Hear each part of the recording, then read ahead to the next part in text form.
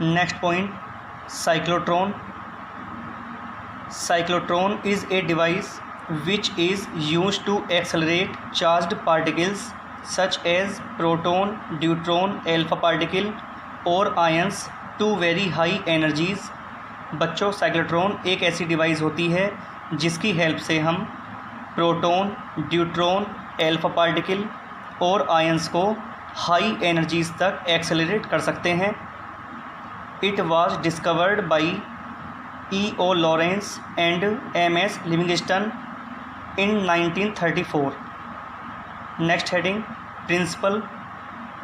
Cyclotron works on the principle that a charged particle moving normal to a magnetic field experiences magnetic force, due to which the particle moves in a circular path.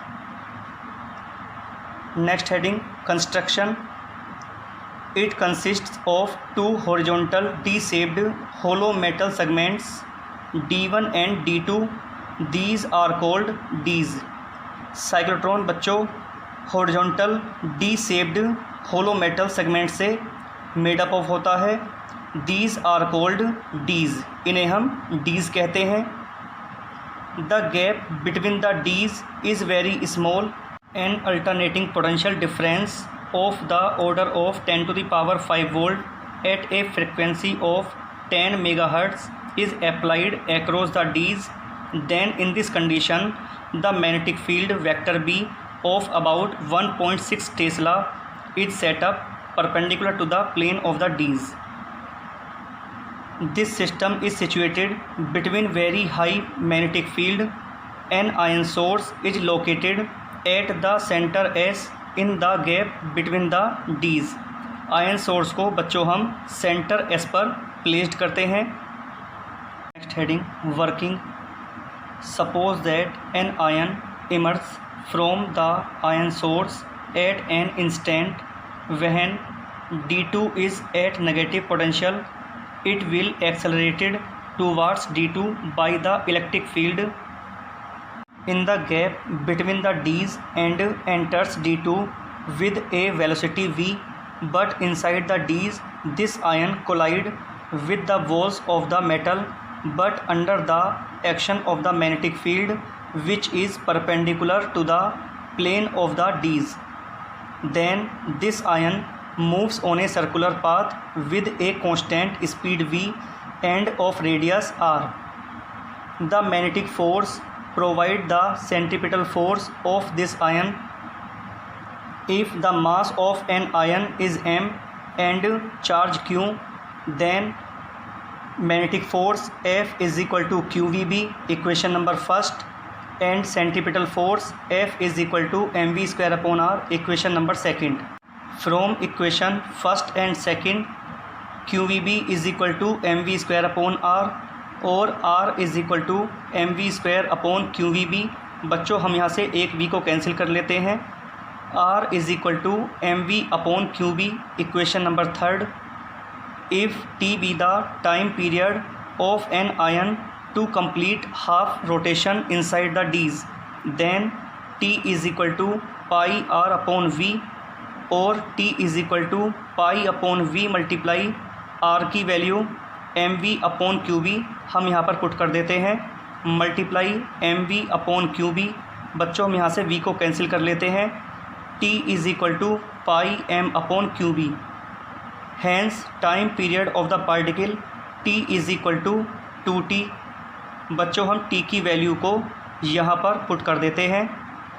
t is equal to 2 pi m upon Q B.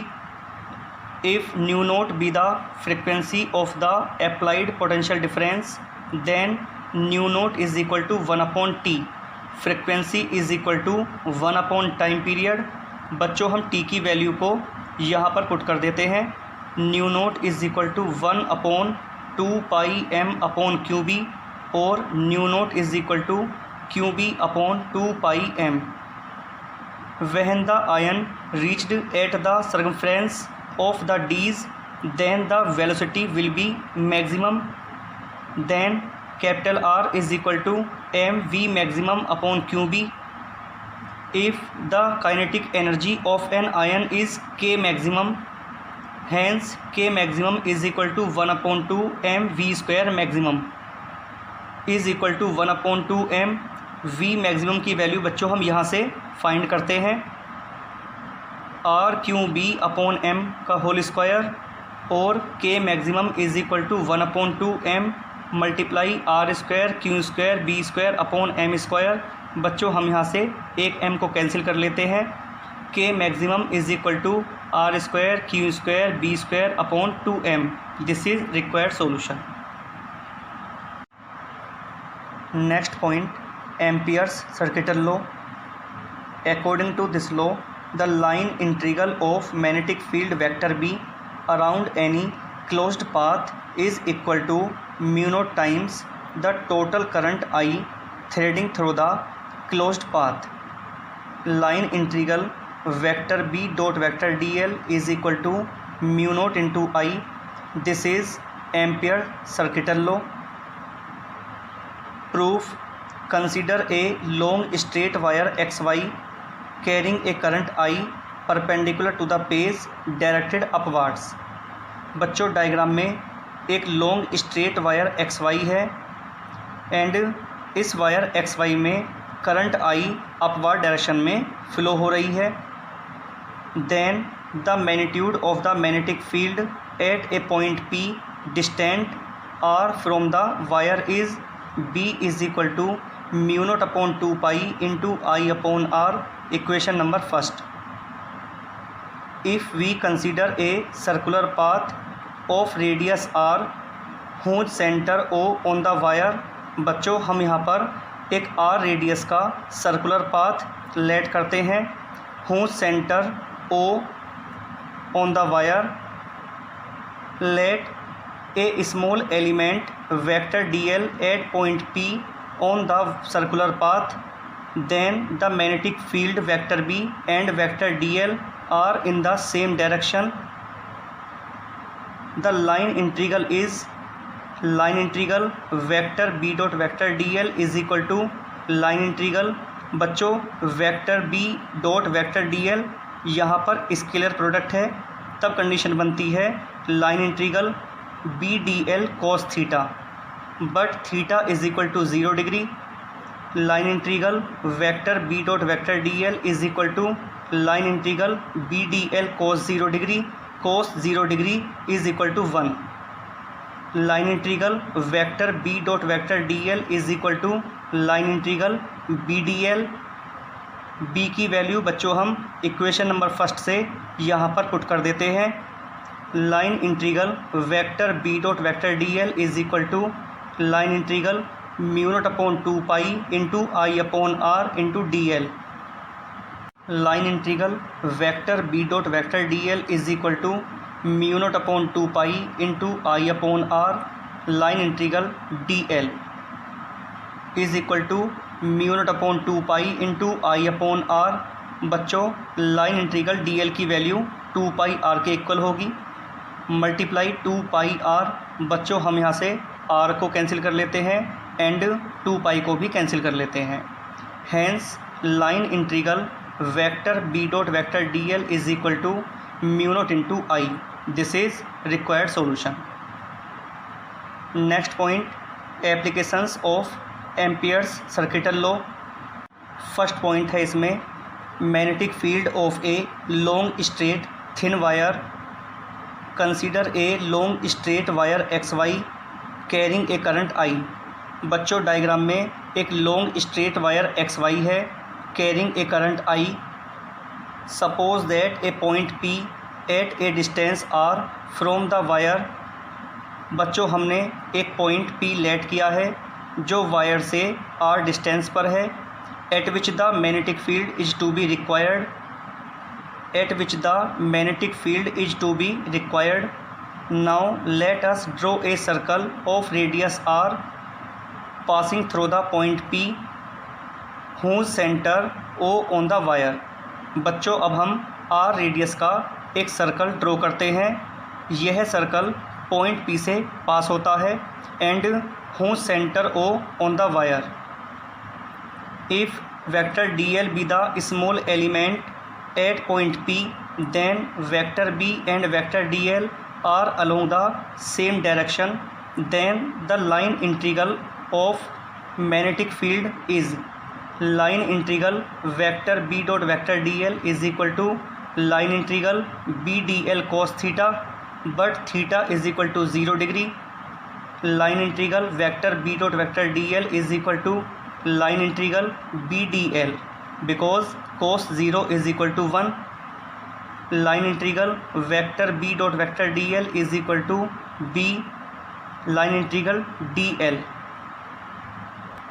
और line integral vector b dot vector dl is equal to b into 2 pi r, equation number first. But we know that from Ampere's circuital law, line integral vector b dot vector dl is equal to mu naught into I, equation number second. From equation first and equation second, b into 2 pi r is equal to mu naught into I, or b is equal to mu naught upon 2 pi into I upon r. This is required solution. Second point है बच्चों, magnetic field of a long solenoid. A solenoid is a long cylindrical helix. It is made by winding closely a large number of turns of insulated copper wire over a tube of cardboard. When electric current is passed through the solenoid, a magnetic field is produced around and within the solenoid. In figure shown, the lines of force of the magnetic field due to a solenoid. The lines of force inside the solenoid are nearly parallel to the solenoid. Then the magnetic field inside the solenoid uniform and parallel to the axis of the solenoid. But at the ends of the solenoid, the lines of force are not parallel, so the magnetic field at the ends of the solenoid is not uniform and parallel to the axis of the solenoid. The magnitude of the magnetic field inside or at the center of the solenoid is B is equal to mu naught n I, but n is equal to capital N upon L. N is equal to number of turns in per unit length. Hence B is equal to mu naught n I upon L. But at the ends of the solenoid, the lines of force are not parallel, so the magnetic field at the ends of the solenoid is not uniform and parallel to the axis of the solenoid. The magnitude of the magnetic field inside or at the center of the solenoid is B is equal to mu naught n I, but n is equal to capital N upon L. N is equal to number of turns in per unit length. Hence B is equal to mu naught n I upon L. The magnetic field at the ends of a solenoid is half of that at the center. Then B is equal to mu naught n I upon 2L. This is required solution.